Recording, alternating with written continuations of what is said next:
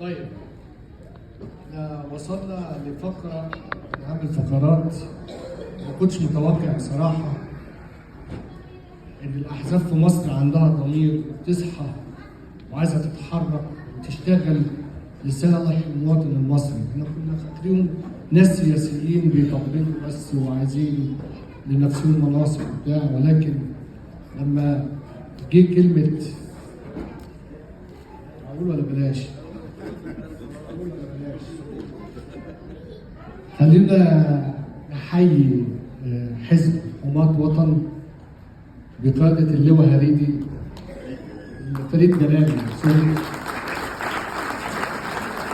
قوات الصعقة، الناس اللي حمت حدود مصر، الناس اللي النهارده جايه بتأيد مبادرة تخص الشعب المصري وشغلهم مع المجتمع المدني، وده شيء كويس جدا انا بحترمه.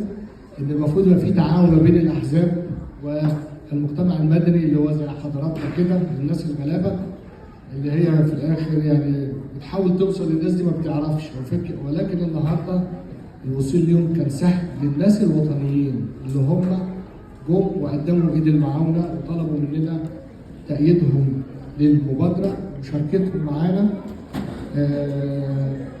ما اعرفش بعد كده هيدفعوا ولا مش هيدفعوا، يلا مش مشكله. المهم هنسمع كلمه الدكتور يحيى هاشم امين امان التنميه البشريه المركزيه بحزب حماة وطن. هنرحب بيه.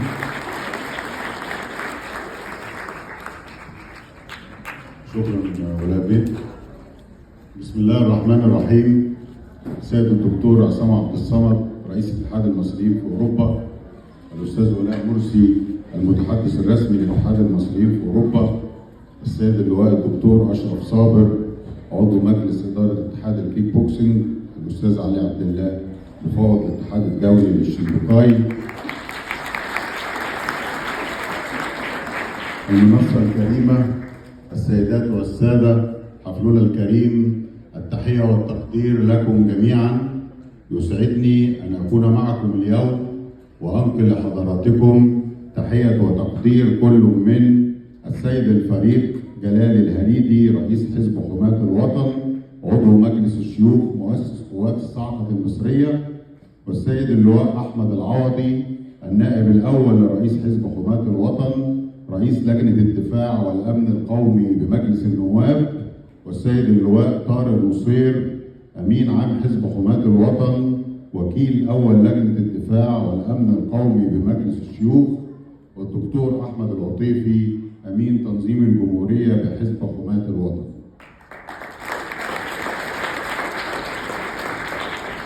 أتقدم بكل الشكر والتقدير للسيد الرئيس عبد الفتاح السيسي لإطلاق سيادته المبادرة الرئاسية لرعاية الموهوبين، فهي مبادرة تمثل قيمة مضافة هامة جدا للمجتمع المصري وتخلق في المجتمع ثقافة رعاية الموهوبين والأبطال في بيئة مبنية على أسس علمية سليمة، وتعزز قيمة الولاء والانتماء وحب الوطن لدى أبنائنا، وتساعد بشكل أساسي على زيادة الوعي المجتمعي برعاية الموهوبين والأبطال، مما يحافظ على الأمن القومي الاجتماعي ويدعم تماسك المجتمع المصري.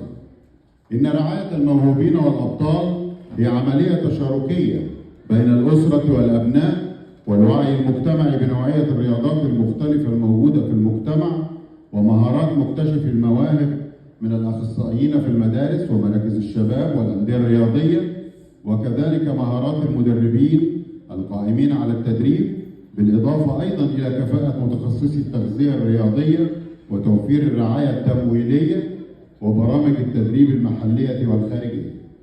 ومن هنا جاءت مبادرة 100 بطل أولمبي بنحب مصر بجد، لتؤكد على كل ما سبق من آليات ومبادئ لا يمكن أن نغفلها في صناعة الأبطال والموهوبين بدور وطني من اتحاد المصريين في أوروبا بقيادة الدكتور عصام عبد الصمد، والموهوبين بدور وطني من اتحاد المصريين في أوروبا بقيادة الدكتور عصام عبد الصمد لنقل الخبرات المختلفة والآليات الجديدة في صناعة الأبطال والموهوبين، وتقديم رؤى جديدة لمعسكرات التدريب الخارجية في العديد من بلدان أوروبا ليقدم لأبناء مصر كل الرعاية لنصنع المستقبل معا.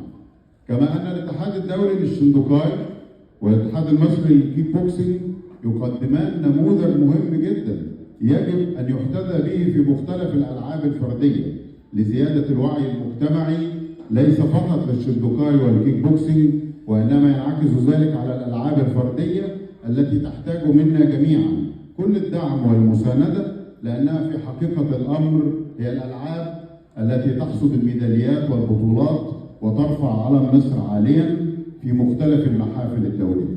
ومن هنا يؤكد حزب حماة الوطن ممثلا في الأمانة المركزية للتنمية البشرية على أن تكون المبادرة الرئاسية لرعاية الموهوبين هي النموذج الذي نهتدي به في صناعة مستقبل مصر من الموهوبين والأبطال، وسنعمل في مبادرة 100 بطل أولمبي بنحب مصر بجد من خلال أمانات التنمية البشرية الموجودة في أمانات المحافظات لحزب حماة الوطن من أسوان حتى العريش على كافة أنحاء الجمهورية، لنصل إلى كل المصريين ونتشارك معهم في بناء مستقبل أبنائهم من الأبطال والموهوبين، ونعمل على زيادة الوعي المجتمعي بمفهوم الرياضة وبيئة صناعة الأبطال والموهوبين والقيمة المضافة للمجتمع من الاهتمام بالألعاب الفردية. فنحن نقدم اليوم نموذجا للتعاون الوطني قد نادت به الدولة المصرية كثيرا، إيمانا منها بأن فرق العمل هي القادرة على تحقيق النجاح.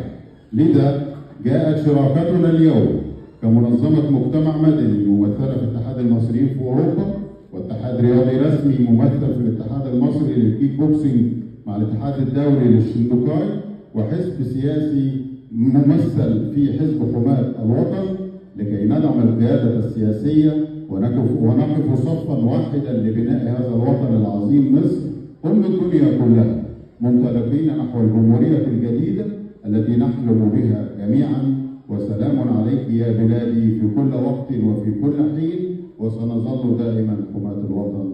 شكرا جزيلا لكم.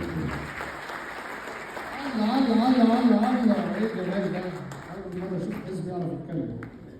ده بصراحه ده قال الزبد كلها.